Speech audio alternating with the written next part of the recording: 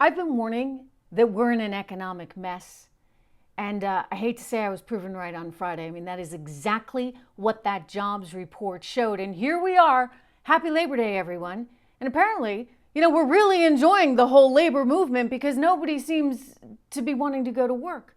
In fact, we have 10 million job openings and yet 8.5 million unemployed Americans. I mean, how does that all work? Hello, welcome to the show. I am Trish Regan.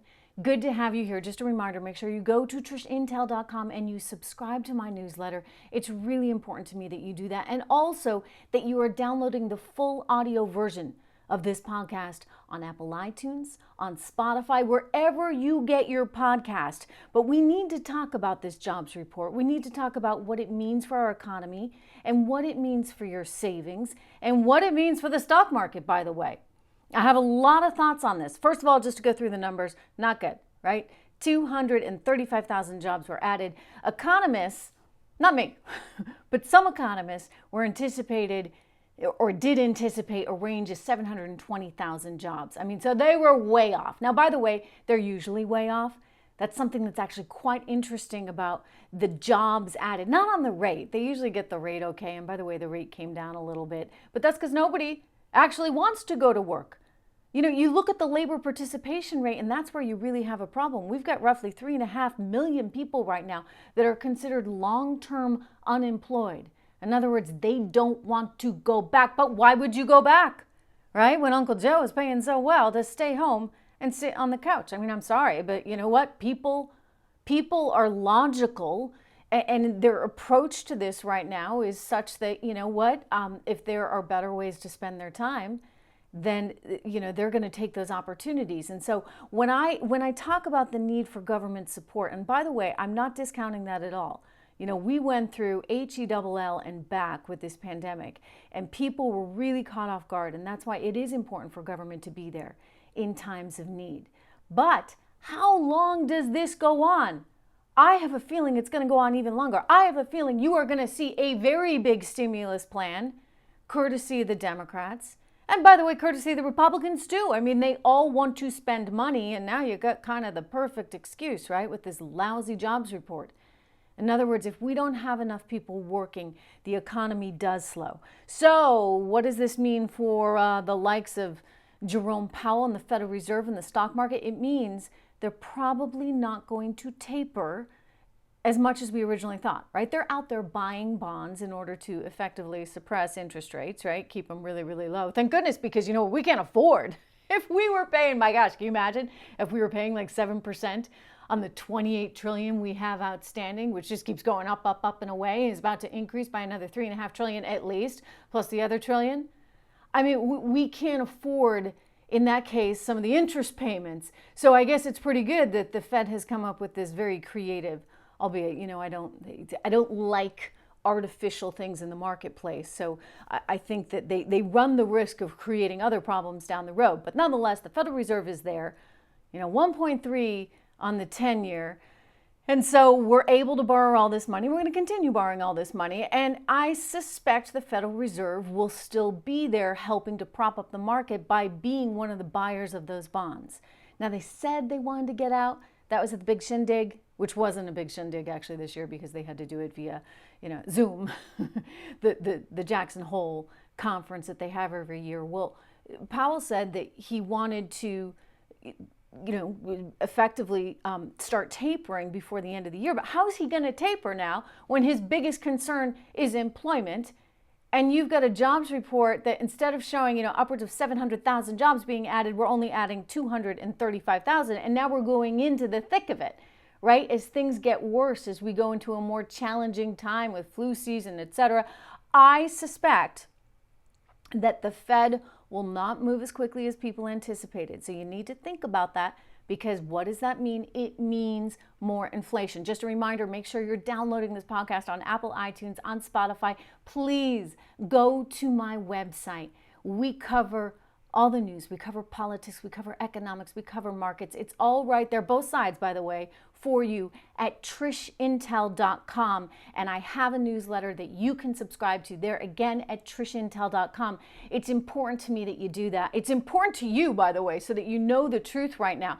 Look, it was a bad jobs report. There's no other way to sugarcoat it. Now, it is being spun, and in the way that it's being spun, I do suspect you can anticipate more stimulus, possibly a fourth stimulus check coming to many Americans' mailboxes soon. So we saw the Labor Secretary on Friday say, look, you know what, this is very much related to the Delta variant. And I understand that. You know, if you look at the numbers, you actually see increasingly a lot of people saying that they couldn't go to work because of the Delta variant. And that for sure did have an effect. Meanwhile, you've got a situation where Scott Gottlieb on the board of Pfizer is warning that it could get worse after Labor Day. So what does that tell us about the economy? We could hit some stumbling blocks. I mention that because you need to have all the information you can.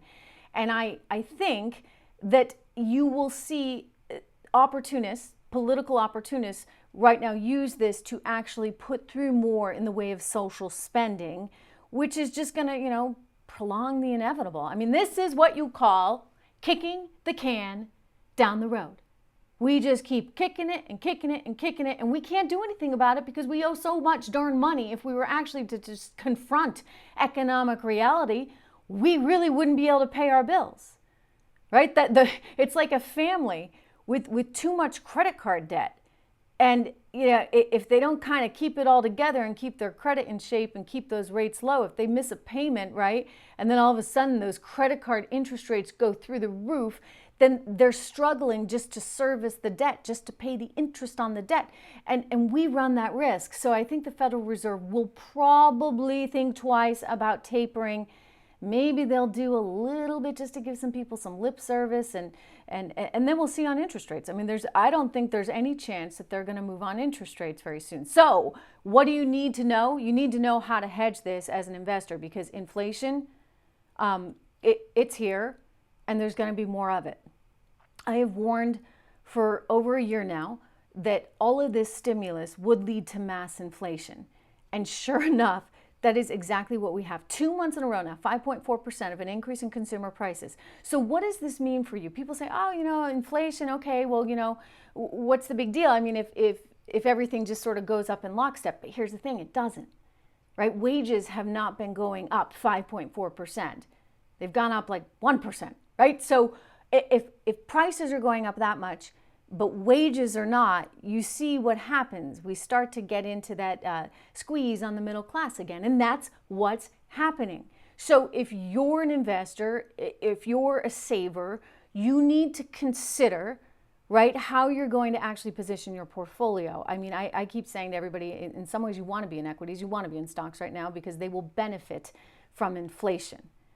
At some point down the road, we do run the risk of a bigger problem, right? Every single bubble we have seen, in my opinion, has been somewhat Fed induced, meaning, they leave rates too low for too long and it causes problems. Or, by the way, they hike too fast and it causes problems. And so there's not the normal sort of push-pull, yin-yang in the marketplace right now.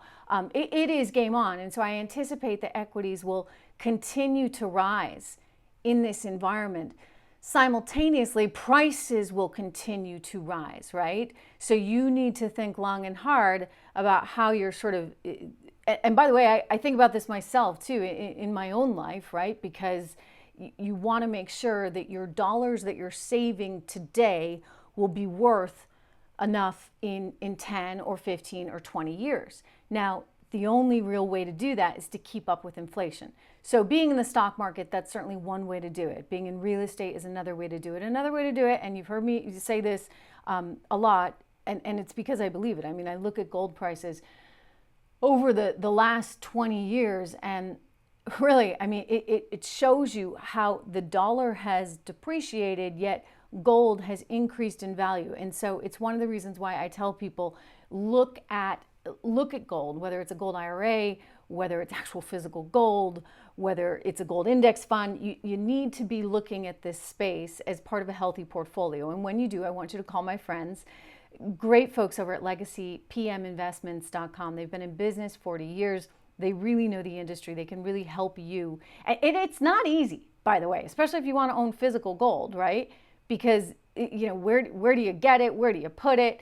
How do you keep it safe? I mean, these are all considerations. And so, and by the way, the expense of that. And so you have to factor that in to what you're taking on in terms of an investment. And so these guys can help you. Call them at 866-589-0560. If you're watching the video version of this podcast, and I have a video version now every single day on Rumble, on YouTube, make sure you subscribe to these channels as well, not just Apple iTunes. Make sure you're there on Rumble, on YouTube, on Facebook, IGTV, Instagram TV, for those that watch that. 866-589-0560 is the phone number for legacypminvestments.com. You can tell them Trish sent you, Trish Regan sent you. And look, I just think that this is one of the things a sound investor wants and needs in their portfolio. So take a look. They also have a free investing guide that you should consider downloading. Meanwhile, I want to get back to, I got to talk to you a little bit about all this chatter about a potential court packing in just a moment. And you know what else I want to get to is the horror in Afghanistan. We saw what Representative Michael McCall had to say from Texas about Americans being held hostage, and yet this is nowhere in the mainstream media today. Surprise, surprise, surprise, right? But back to just for a moment how you need to think about the jobs report. I think that you can unfortunately be assured of one thing, and that's that we are going through an increasingly stressful time. So what will government do in anticipation and in response to that stressful time? They will print more money. Well, if they print more money, that actually causes the value of your dollars to increasingly go down. And that's just, you can chart it out. This is what happens. There's going to be more of it. So just plan accordingly for that. We'll see how the market does this week. Of course, the market being closed for the Labor Day holiday today. But back to my concerns about the court packing right now are pretty real, because when you think about what's been happening in Texas and the fury, right, the response to that, we now are in a situation where people are going to be that much more wanting, the left, that is, the Democrats, that much more wanting and feeling like they have cover to add to the court, to pack the court. And this is just something that, is fundamentally wrong. And by the way, both sides have said this over the years, that it's fundamentally wrong. And yet now the president has put a commission in to study the issue of the courts, and they very much, the Democrats very much, would like to see more of their, quote, people on the court. It's sad that it's becoming so politicized, right? The court really shouldn't be. And Roberts surprised a lot of conservatives by his vote on this one. But I think increasingly you're going to see this movement. We are seeing this movement, and it's happened in other places. It's happened in other countries. None of it's ended well, by the way. I mean, just take a look at Venezuela. So the folks over at First Liberty Institute, which is a national nonprofit law firm, they're actually taking a stand on this, and they want to do something about it. And so they have sent a letter to the Biden commission, the commission, organized to study the courts, to reject all of this and just reject any ideas at court packing. And a lot of really interesting people involved in this, including the Heritage Foundation, Concerned Women for America. You have former Attorney General Ed Meese, just some very strong people. Actually, 100,000 people have now signed up at the petition. And so you should go to, because I have a feeling if you're listening to me, you probably value freedom very, very much. So go check out Supreme Coup, COUP.com. That's Supreme Coup, COUP.com right now. I mean, God bless America. This is a really, it's a critical time. It's just a critical time. And I think that those of us that want to preserve the court and the rules we have around it would be well served to join this petition and to be part of this effort, right? But let me just remind you again what we're up against, right? Because I want to get to this story about the Taliban holding Americans reportedly there in Afghanistan, because this is not being covered by the mainstream media. The mainstream media has their narrative, and I looked and looked and looked. This was actually a segment on Chris Wallace's Sunday Fox show, and Representative McCall from Texas was on, and I'm going to quote him here. He said, "We had 6 airplanes at the Mazar-i-Sharif airport, 6 airplanes with American citizens on them as I speak." This is as of yesterday on Sunday. "Also with these interpreters, and the Taliban is holding them hostage for demands right now." McCall said that 0 Americans have been able to leave the country since U.S. military forces left on August 30th. So, I mean, look, we're on the losing end of this. 20 years later, we are losing in every way. I mean, yeah, okay, Joe Biden, you got your guys out, right? You got the military out, which was your goal. But at what expense? How is it ever okay to leave any American behind? And we're told there's hundreds of Americans there. Different estimates, by the way, from different people. But the White House has actually said probably about 100. Look, I'm sorry, you don't leave one, right? And now they're trying to get out, and they can't get out because the Taliban wants that $9 billion that our Treasury Secretary, Janet Yellen, has the power to give them, should she so decide. That was money that had been allocated for Afghanistan that they now want their hands on. So think about this just for a second. I mean, think about it as a taxpayer, right? As a taxpayer, we've given $85 billion worth of military equipment. I mean, let's not even talk. I mean, the humanitarian loss is awful, right? It's utterly awful, and I get upset every time I think about it. Usually those of you who listen to the podcast and those of you who watch this, you know that I've said before, I tend to be pretty stoic about these things. I've been in the news business a long time. I've seen a lot of horrific stuff and horrible stuff. And yet this really has gotten to me in a pretty massive way, because, look, I remember 9/11 so well. I remember 20 years ago, what we all went through as a country. And I actually had just moved from an area, a building, like effectively like right across the street from that. I had just moved a few months earlier and was live on the air in California on television, doing local news there in San Francisco when I got the report that we had to go to the local station in New York because of this. We didn't know what it was, right? This plane crashing into a building. But look, it hits home, I think, for so many of us. And this is why, in part, it's tough when we see the president saying over and over again that, he knows what it's like to lose a child.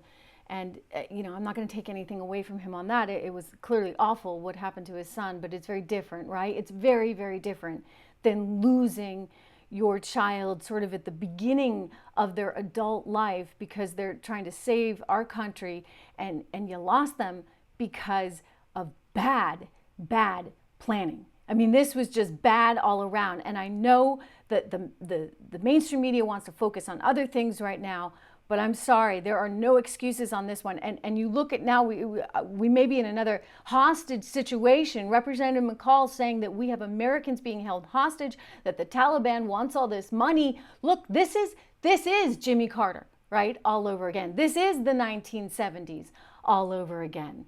So look, buckle up, everyone. It's gonna be a tough year, right?